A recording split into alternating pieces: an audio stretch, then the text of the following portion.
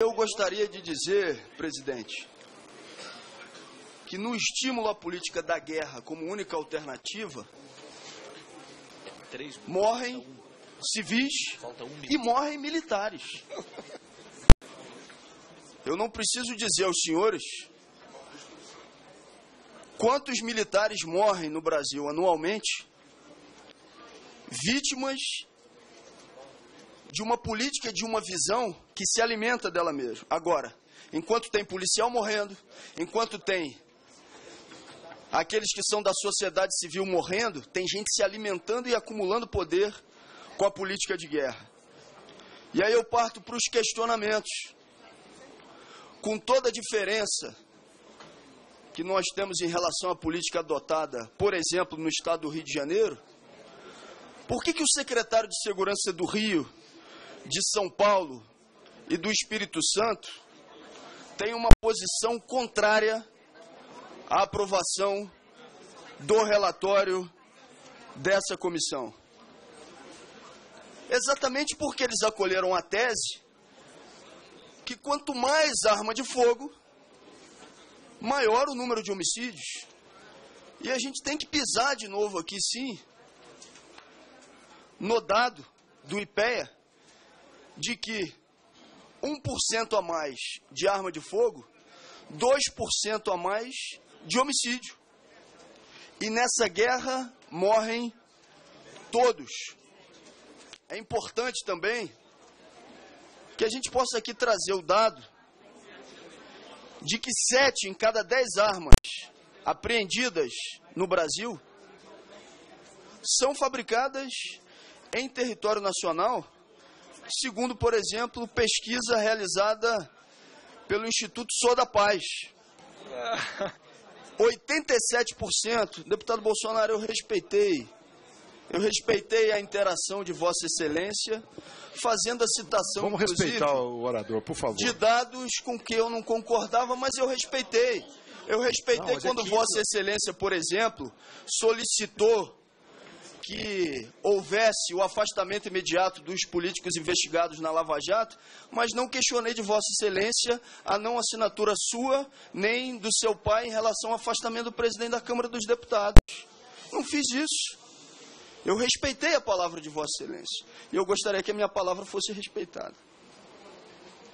É importante que a gente diga que no Brasil, 70% dos homicídios são cometidos com arma de fogo, enquanto a média mundial é de 42%. É importante que a gente diga que CPI realizada pela Câmara dos Deputados, a CPI do tráfico de armas de 2006, que analisou inclusive armas relacionadas a crimes no Rio de Janeiro, identificou que 86% dessas armas vinham do mercado nacional, fabricadas e vendidas no Brasil. 68% dessas armas, deputado Sarney, relacionadas a crimes vendidos por lojas autorizadas. 74% para pessoas físicas e 25% para empresas.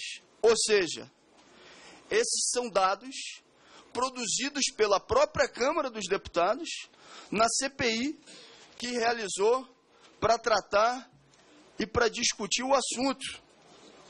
Em 2011 e 2012, nos crimes na cidade de São Paulo, pelo menos aqueles que tiveram algum tipo de apuração, 78% das armas eram nacionais. E agora um número que é relevante do crime que está sendo cometido aqui a partir da votação dessa flexibilização. 64% dessas armas foram produzidas antes do Estatuto do Desarmamento, demonstrando claramente que aqueles dados que já foram verbalizados são reais. Houve um freio em uma escalada e num quadro que era de crescimento exponencial. Um crescimento que era de 8 e que parte para 0,4. Já foi dito, mas cabe repetir. Pesquisa do Datafolha de 2014 diz que 62% das pessoas afirmam que a posse devia ser proibida. E eu digo isso não para dizer que esse número tenha que ser fator absoluto, mas eu vejo parlamentares que utilizaram os números para dizer que a opinião pública era a favor da redução da maioridade, não utilizarem os mesmos números para defender hoje aqui as suas posições. Eu quero ter a oportunidade de dizer que aqueles que mais morrem por arma de fogo no Brasil, que é exatamente a juventude brasileira, são aqueles que estão tendo a possibilidade de flexibilizar a utilização de arma de fogo. O relatório, no final das contas, vai matar um número maior de jovens no Brasil. Você muda um conceito que era da efetiva necessidade pelo direito subjetivo de portar arma. Que direito é esse? Fiquei feliz, inclusive, quando vi o autor da proposta discordar do relator no que diz respeito a porte de arma de fogo para parlamentar. Como se essa fosse a criação de uma casta privilegiada. Eu até agora não consegui entender nenhum argumento que fosse minimamente racional para essa possibilidade. Não consegui compreender. Eu gostaria de ter um argumento racional, que não tivesse caráter emocional, para fazer essa defesa. Aqui se falou que para dirigir carro, você tem 60 horas aulas. Não, um pouquinho mais do que isso, são 70. Aqui por esse projeto, você vai ter que ter 10 horas aulas para manejar uma arma de fogo. Ah, mas o carro você dirige sempre. A arma de fogo você vai utilizar quando necessário. Você está lidando com a vida das pessoas. Como é que você vai ter a possibilidade de ter um curso com duração de 10 horas aulas e a comparação vale sim? É um erro, é um equívoco. O relatório, e falo isso com respeito de quem não quer fazer uma discussão pessoal, mas o relatório é ruim, o relatório é péssimo, o relatório aumenta o número de homicídios no Brasil. E aí vem aquele argumento, não, é para legítima defesa. Para legítima defesa, com a possibilidade de comprar 600 munições por ano para um único cidadão, gostaria que me explicasse que legítima defesa é essa, que te permite comprar 600 munições por ano. É no mínimo brincar com a nossa inteligência, utilizar esse argumento.